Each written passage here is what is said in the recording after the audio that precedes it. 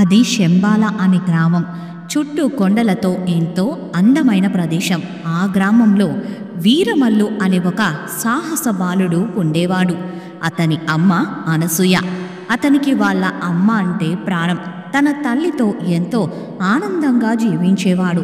కానీ ఒకరోజు అనారోగ్యంతో మంచాన పడింది అనసూయ. ఎంత వైద్యం చేసినా ఆమెకు తగ్గలేదు. అప్పుడు వీర గుడి దగ్గర ఉన్న ఒక సాధువును కలుస్తాడు. అమ్మ పరిస్థితిని వివరిస్తాడు. అప్పుడు ఆ సాధువు, చూడు నాయనా, ఆమెకు అరణ్యమృత కుసుమం అనే ఔషధ పుష్పం అవసరం. అది కేవలం మంత్ర అడవిలో మాత్రమే దొరుకుతుంది. కానీ ఆ అడవిలో ప్రయాణం చాలా ప్రమాదం నాయనా. అక్కడికి వెళ్ళిన ఎవరు కూడా బతికి బయటకు రాలేరు. అప్పుడు వీరా, నేను వెళ్తాను స్వామి. మా అమ్మ ప్రాణాలు కాపాడాలి. దానికోసం ఎంత ప్రమాదమైనా పోరాడతాను. సాహసబాలుడిగా కనిపిస్తున్నావు. నీ ధైర్యమే నీకు ఆయుధం. నీ కార్యం సిద్ధించుగాక అని సాధువు ఆశీర్వదించాడు. మాయగల అడవికి దారి చెప్తాడు. వీరా తల్లికి విషయాన్ని చెప్పి అరణ్యమృత కుసుమంతో తిరిగి వస్తానని చెప్పాడు. తన తల్లి దీవెనలు అందుకొని తన ఆయుధంతో పాటు స్వామీజీ ఇచ్చిన రక్షా తంత్రముతో అడవిలో అడుగుపెట్టాడు. దట్టమైన అడవి. ఇటు చూసిన కొండలు, కోనలు, భయంకరంగా వీచే గాలి, దడ పుట్టించే వింత శబ్దాలు వస్తూ ఉంటాయి.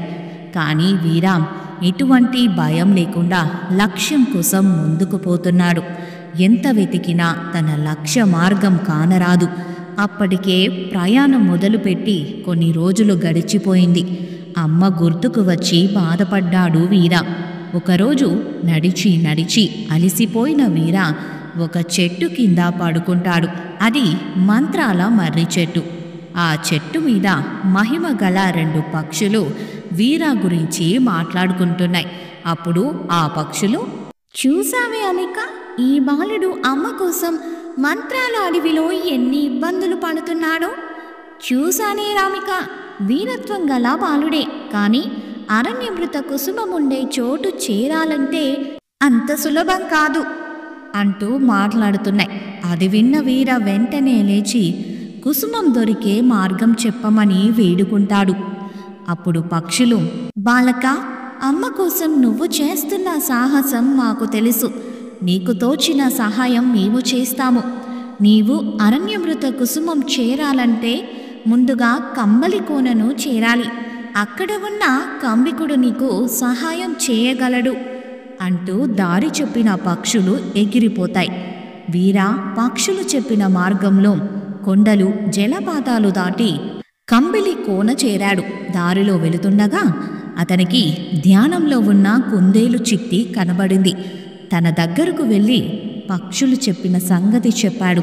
అప్పుడు కుందేలు, కంబికుడు మా నాన్నగారే, నేను తీసుకుని వెళ్తాను అంటూ కంబికుడు ఉన్న ప్రదేశానికి తీసుకువెళ్తుంది.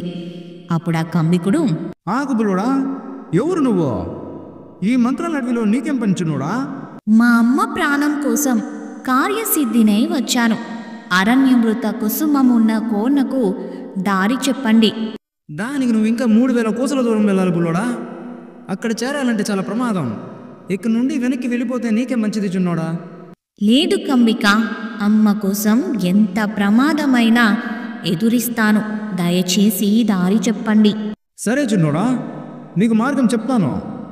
జాగ్రత్తగా మనసులో పెట్టుకో బుల్లోడా అంటూ గజేంద్ర వనంలో ఉన్న గుడికి దారి చెప్తాడు. ఆ గుడిలో ఉన్న తాళంతో నీకు సహాయం కలుగుతుందని చెప్తాడు.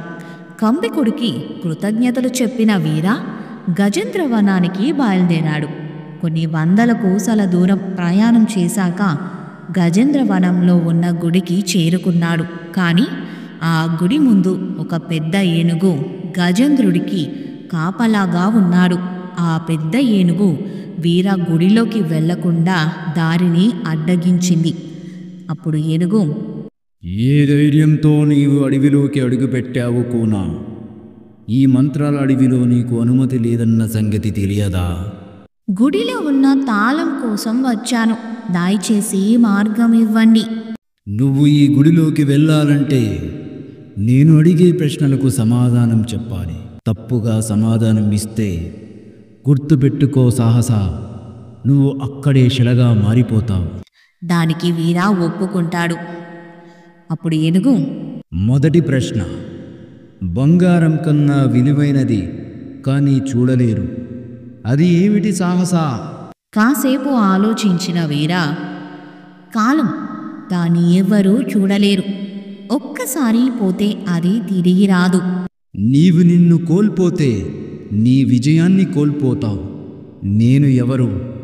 ఆత్మవిశ్వాసం అని సమాధానం ఇచ్చారు. చెడు నీడల్లోనే మంచి ప్రకాశం పుడుతుంది, అది ఏమిటి? ప్రయోగం అని సమాధానం ఇచ్చాడు వీర. గజేంద్ర వీరాని మెచ్చుకొని గుడిలో ఉన్న తాళపత్ర గ్రంథం ఉన్న పెట్టె యొక్క తాళాన్ని ఇస్తుంది. ఇది నీకు దేవతను పొందే తాళం, జాగ్రత్తగా వాడుకో అని చెప్తుంది. ఆ తాళపత్రాల్లో ఉన్న మార్గం వైపు నడిచాడు వీర. మధ్య అడవిలో వజ్రంగా మెరుస్తున్న చెట్టు కనిపించింది. ఆ చెట్టు దగ్గర గుడిలో తీసుకున్న తాళాన్ని పెట్టాడు వీర. ఆ చెట్టు నుండి ఒక అరణ్య దేవత అవతరించింది. నరుడా, ఏమి నీ కోరిక? అప్పుడు వీర, మాత, అరణ్య కుసుమం ఉన్న చోటికి చేరే మార్గం చెప్పండి.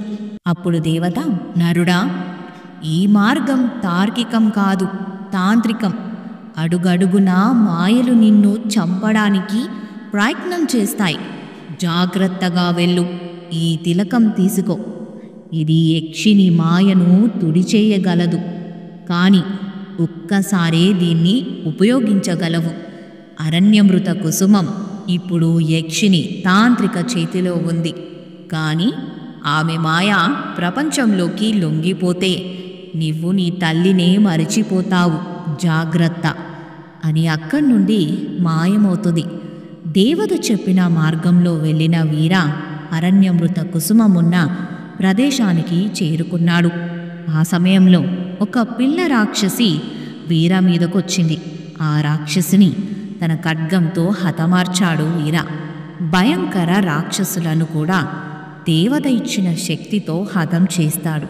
అప్పుడు కుసుమం దగ్గరికి వెళ్తుండగా తాంత్రిక యక్షిని అడ్డుపడింది. బిగ్గరగా యక్షిని అరుస్తూ తన మాటలతో మాయ చేయాలని చూసింది. ఆమె వెనుక ప్రకాశవంతంగా వెలుగుతున్న అరణ్యమృత కుసుమము కనిపించింది. ఒక్కసారిగా కళ్ళు మూసుకున్నాడు వీర. అతనికి మంచాన ఉన్న అమ్మ అనసూయ మాత్రమే కనిపించింది. అప్పుడు యక్షిని, ఇది భద్రాల అడవి, ఈ తల్లి కోసం కాదు, ఈ కోసం ఆలోచించు. ఈ అడవికి నిన్ను రాజుని చేస్తా అంటూ మాయ చేయాలని చూసింది. నా మాట విని నీ దగ్గర ఉన్న శక్తిని కింద పడే బాలుడా అని చెప్పింది. కాని వీర అమ్మ మాటలను గుర్తు తెచ్చుకొని దేవత ఇచ్చిన శక్తిని ప్రయోగించాడు. ఆ శక్తి ప్రకాశించింది. ఆ తంత్ర ప్రభ నలుపు మాయను తుడిచేసి వేసింది. మాయ యక్షిని ఆ శక్తికి నాశనమైపోయింది. దివ్య ప్రకాశంగా వెరుస్తున్న అరణ్యమృత కుసుమం అందుకున్నాడు వీర.